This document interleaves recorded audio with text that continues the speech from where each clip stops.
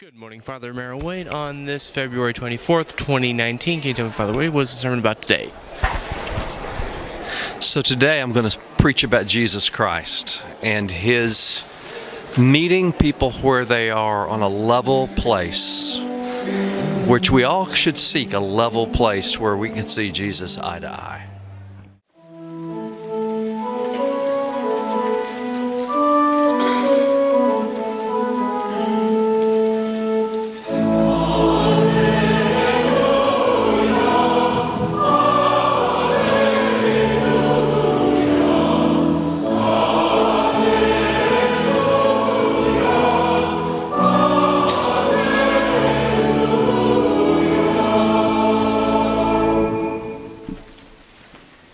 In the name of God, Father, Son, and Holy Spirit.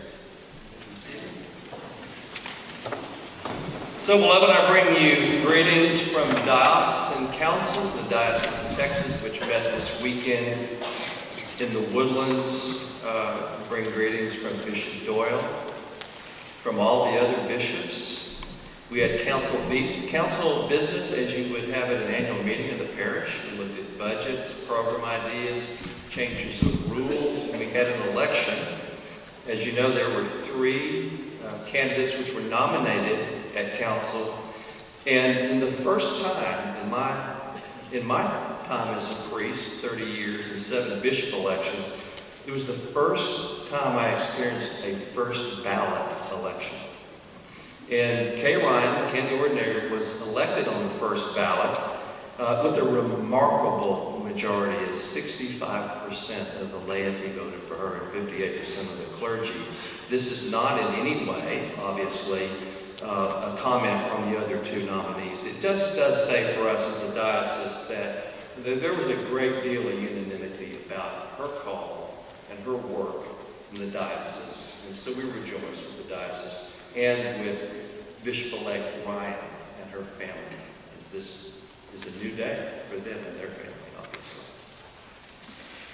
When I think about the diocesan council, there's a lot of hierarchy at work, layers of authority, and that sort of thing. And then I think about Jesus. I think about Jesus in the Beatitudes, and we're reading in, going deep into Luke's Beatitudes in this text. You remember that Matthew in Matthew's Beatitudes, he has Jesus climb up the side of a hill and then speak down to his disciples. Luke, in a kind of a dramatic shift, Jesus comes down to a level place and sits, and then apparently he's saying a prayer, but his eyes are dropped, and he looks up at his disciples and speaks to them. As I read that, coming to a level place, and the author Luke making a real point of articulating that level place, I think we're dealing with metaphor as much as we are topography. Level place is a spiritual place. And I've tried to think through how to articulate that. So what I want to do is, when we think about communications and how the words are changed based on how the speaker speaks or where the speaker is when they speak, we're going to have a little bit of an experiment. So let's just say, if on any given Sunday, instead of, we read the gospel out there, but I came back here and preached. What does that say from your perspective? I know you're not going to answer it, but I want you to think about this. What message is sent with this? Is he tired? Or is he sitting in some sort of throne of the rector? What does this mean?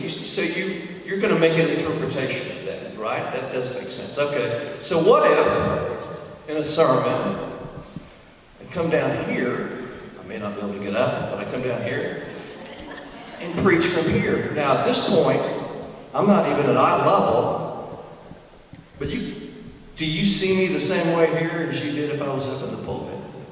Has anything changed in how you perceive the preacher?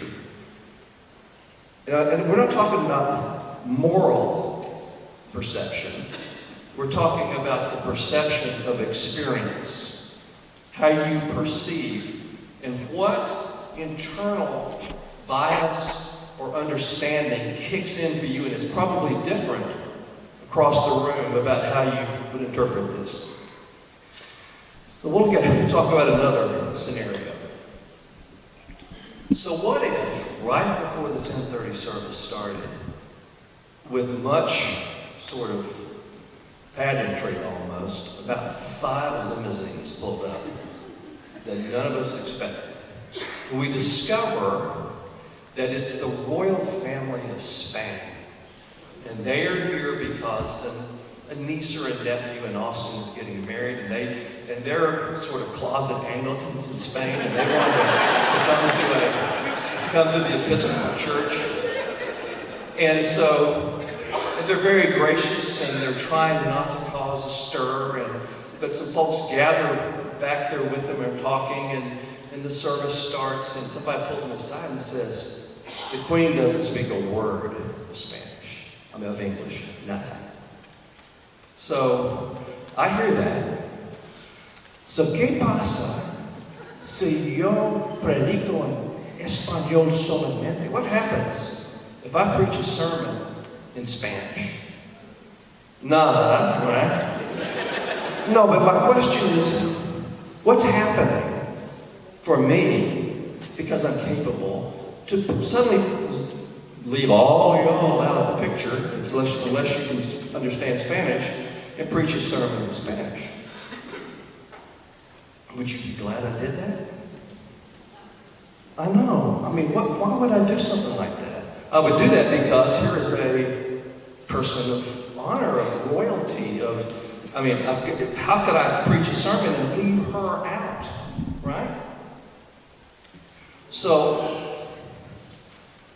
on the other hand, let's just say a couple of y'all parked over here in the small lot, the Mesa lot, and you heard you saw a person who was visibly shaken, and she was out by the bus stop. Your heart was moved, and you came up and talked to her, and she didn't speak any Spanish whatsoever. But she was looking to get to her church on the bus, and out of your sense of compassion, you brought her in, and you got word to me that she doesn't speak any English. And I'm the one that knows it, and you don't. And I began to preach in Espanol. Solamente en Espanol, only in Spanish. So I say to y'all in English, we have a person here that only speaks Spanish. You didn't know that before, but I say it at the beginning of the sermon. And I began to preach in Espanol. Para ella, solamente para ella, only for her. You might have some kind of sympathy. That's probably not going to fly either. Because our world is not level. It's not level. We have levels. We look up to some, we look down on some. That is the world that we live in. And so when Jesus goes to a level place and he begins to tell the people he sees like this, which I can't do because my legs will start hurting, but at this level, straight up eye level, and he looks them in the eyes and he says, blessed are you poor. Blessed are you poor. He is talking to people that he is making eye contact with. People that he is bestowing upon them, you are my brother and sister. It's not just with what he says, but how he says it on a level place. How he communicates bodily, clearly, eye to eye, what matters to him. He embodies, he acts out and performs that level place.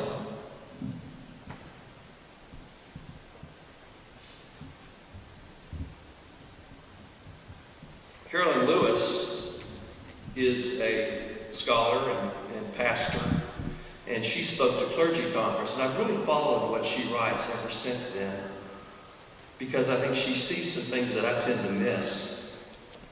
And she says, At the end of the day, analysis of our society and observation of the human condition suggests that no one really wants to be on the same level with the rest. Having to stand on the same level as those whom you have deemed less than or more than is too much to imagine. It's too much to bear. And that even at the end of the day, it's not how the world works. And this is the social commentary. We have so elevated the popular, the celebrity, the important one, as better and demonstrably beyond our reach, that we have a difficult time discerning our own goodness, our own status before God as a child of God.